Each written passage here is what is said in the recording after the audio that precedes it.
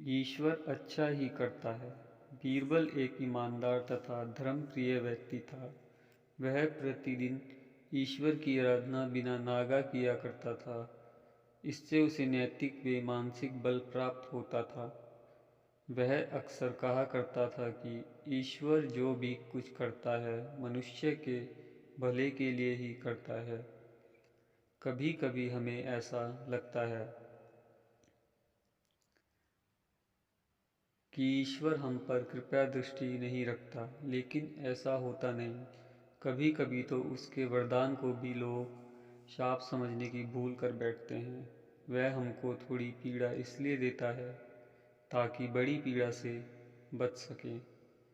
एक दरबारी को बीरबल की ऐसी बातें पसंद न आती थी।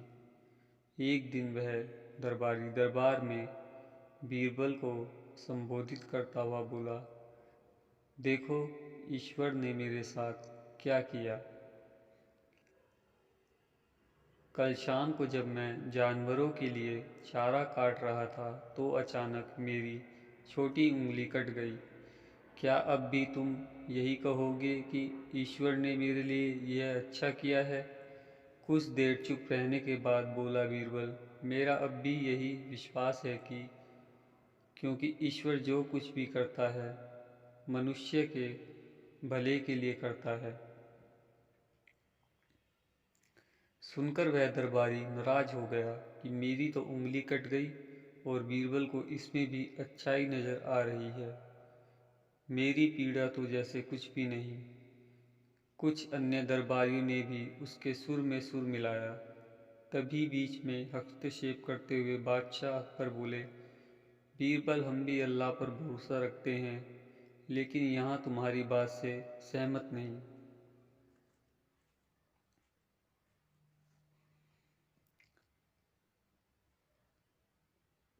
इस दरबारी के मामले में ऐसी कोई बात नहीं दिखाई देती जिसके लिए उसकी तारीफ की जाए। बीरबल मुस्कुराता हुआ बोला, ठीक है जहाँपना, समय ही बताएगा। अब 3 महीने बीत चुके थे। वह दरबारी जिसकी उंगली कट गई थी घने जंगल में शिकार खेलने निकला हुआ था।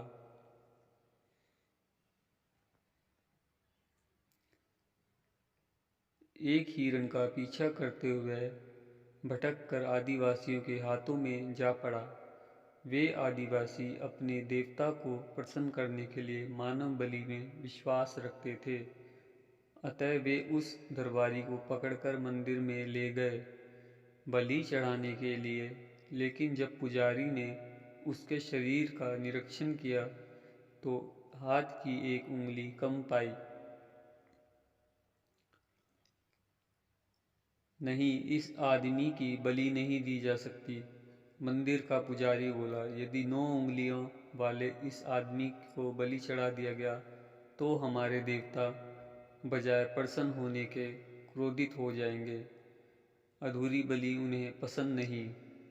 हमें महामारियों, बाढ़ या सूखे का प्रकोप झेलना पड़ सकता है,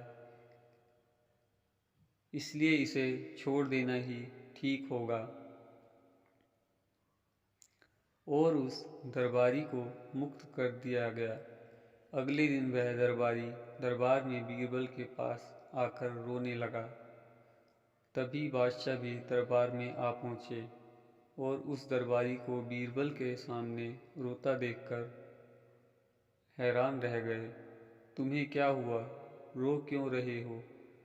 अकबर ने सवाल किया। जवाब में उस दरबारी ने अपनी आप बीती विस्तार से कह सुनाई।